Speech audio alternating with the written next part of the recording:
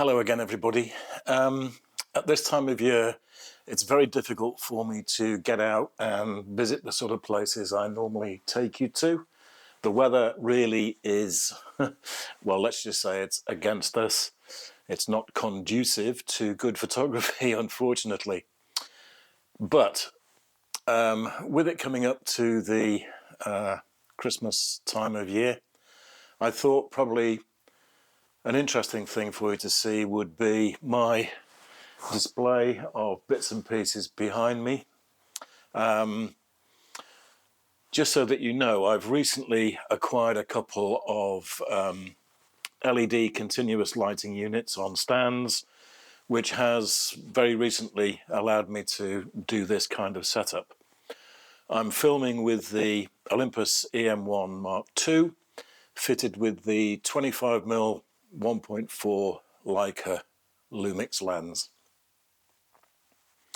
So that's the kind of setup, but I thought it might be quite nice for you to have a look at the bits and pieces I've got at the moment, most of which get used, some of which get used once in a blue moon, and others which are shelf queens, to be quite honest with you. But they all form part of my photographic story, history, whatever you want to call it, I don't know. In my humble opinion, the single most important camera you will ever own is your very first camera. Why do I say that? I hear everybody shout in unison.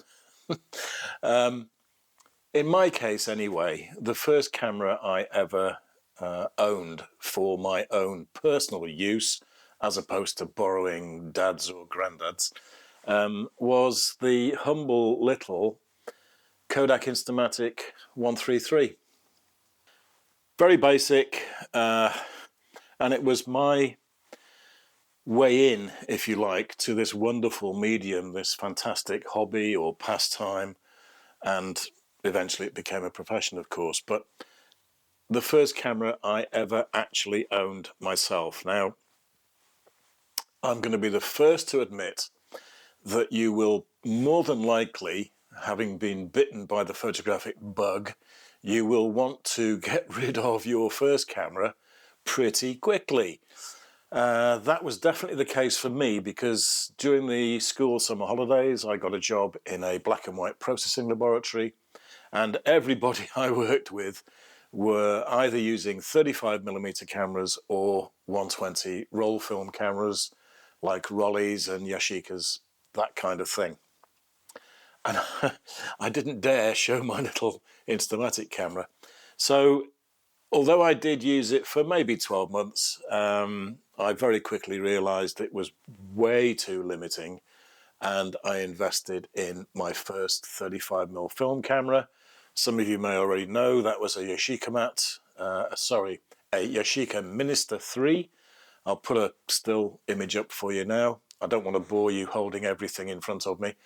I still have that original camera. It still works perfectly. Fantastic lens on it. Brilliant.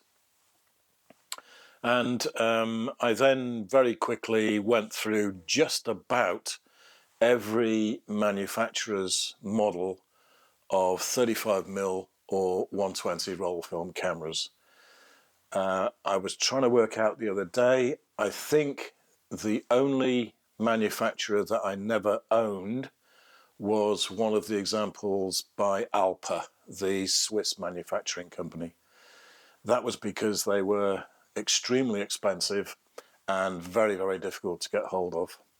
I think they're still very expensive, even today.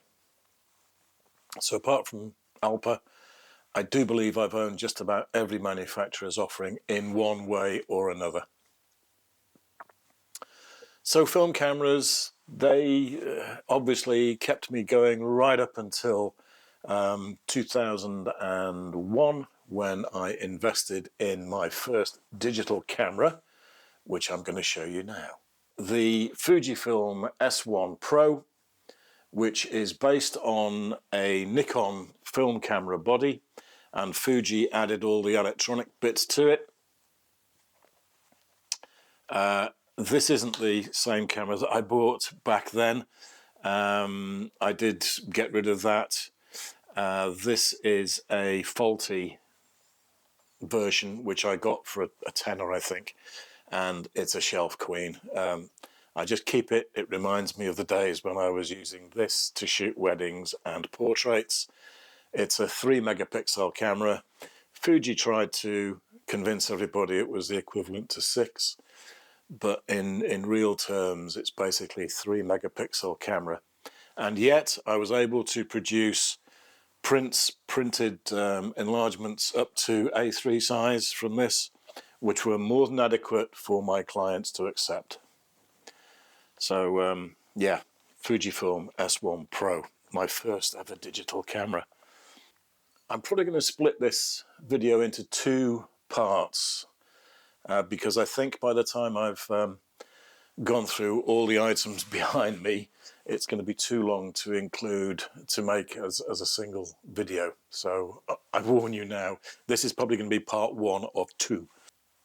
Because what I want to do, I don't just want to drone on about my equipment.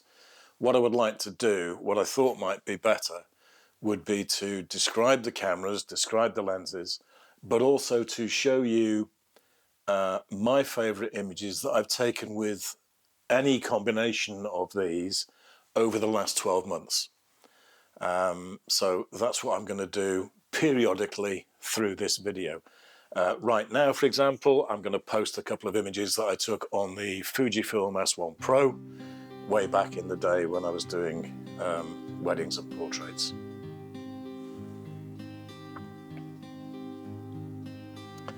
For those of you that are new to the channel, I should point out that I now shoot entirely micro four thirds. Prior to me having a heart attack and then heart bypass operation about 6 years ago, I was shooting a Canon 5D Mark II outfit with a variety of L glass lenses.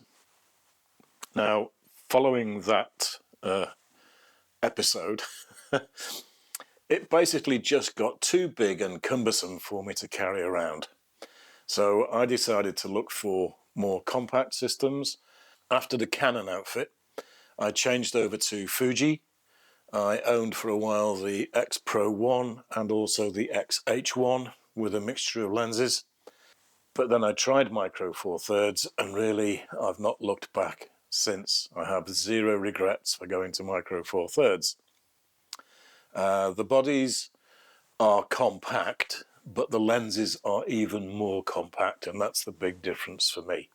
My first micro four thirds camera was the Olympus EM10, the original Mark I.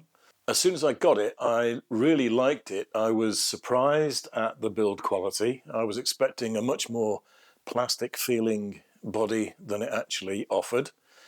So the EM10, whilst I liked it, I didn't like so much the 14 to 42 kit lens, and I found it possibly just a little bit too small, the body. There wasn't really much of a grip on it for me, which is something that I missed, particularly from having the Fuji XH1.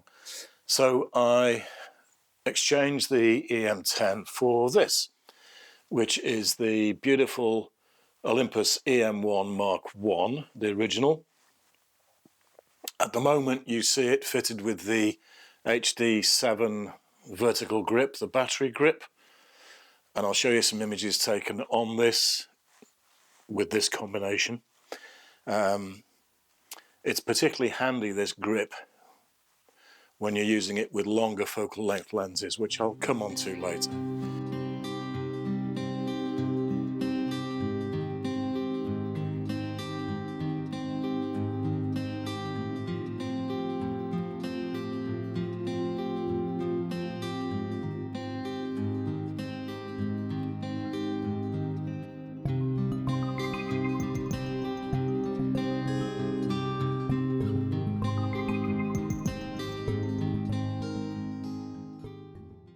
Now the Olympus EM1 is professional grade, it's weather sealed, you know, splash proof, all that sort of malarkey. Great layout of controls. It has obviously an EVF and the LCD screen here, which is fixed. It's not, it's tiltable, I should say, sorry. It's not fully articulating, but nevertheless, a cracking camera. And I've taken very many images on this. Sadly, I'm not using it as much anymore because I've also got the Olympus EM1 Mark II, which is what's filming me now, and it's actually filming with the Panasonic Lumix Leica 1.4 25mm lens. So that's why you can't see it. I'll put a still image up of that combination for you to see now. Now, the EM1 Mark II does have a fully articulating screen. It's 20 megapixels compared to this 16, and it has a faster processor, a TruePic. I don't know what version of TruePic processor it is, but it's faster than this. And it's been an absolute gem of a camera. Will I exchange it for something more modern? Who knows? But at the moment, you know, it's more than enough camera for me, and I could drone on about that ad nauseam, as they say, but that's probably for another video on another day. So yeah, the EM1 Mark I I still own. Fantastic camera, and it was added to, not replaced by, but added to with the EM1 Mark II, which is filming this right now. Now, because I had settled with the Micro Four Thirds format, I wanted to experiment with infrared photography. And rather than using an infrared filter on the front of the lens, I went all in and looked for a converted Micro Four Thirds camera ready to do infrared photography straight away. And I landed on this, which is the little Panasonic Lumix GF1 in white. I deliberately got a white one because there's no mistaking it. It's the only white camera I'm ever likely to own, and it's obvious, therefore, that it is the infrared version. Cost me just under 100, well, round about the £100 mark, from a very well-known internet auction site and a seller who specialises in converting cameras to infrared. And I've loved it. I'll show you some images taken with it right now.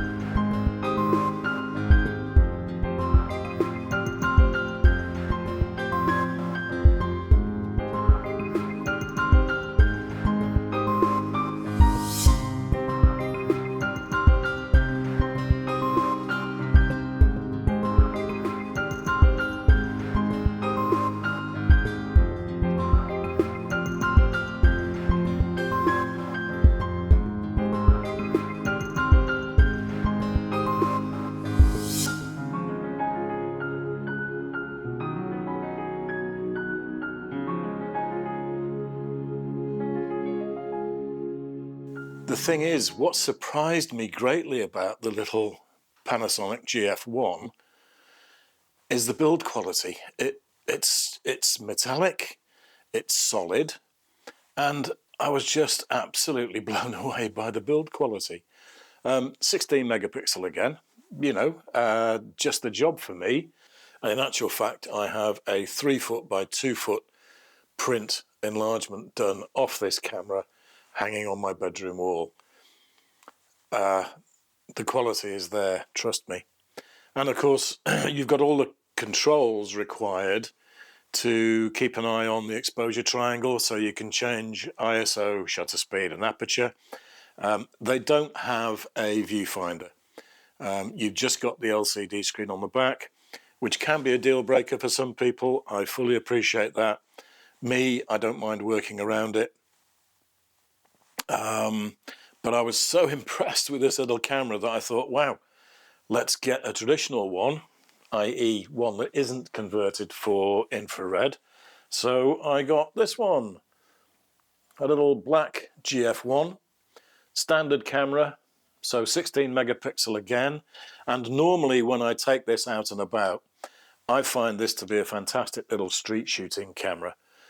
It's normally teamed up with this lens that you see on it now. That's the Lumix 14mm 2.5 pancake lens, and that is such a compact little outfit that it's perfect for me to do street photography. I shoot with it from the waist or the hip, whatever, and I just love it. I think it's a great little camera. And again, I will show you some results taken on both these.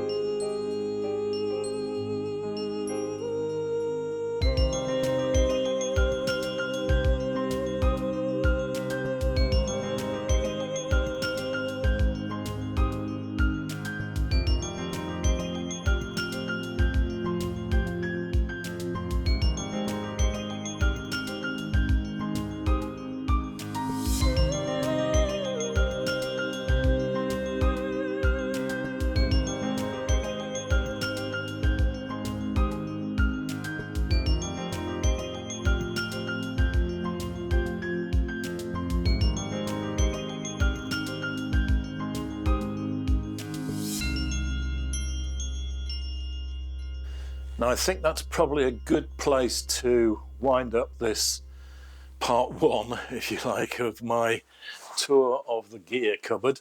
In part two, I will show you my latest acquisitions, the quandary that I still find myself in, despite putting up a video earlier on, which I hope some of you will have seen already. And I'll finish off with some of the lenses that I have yet to show you.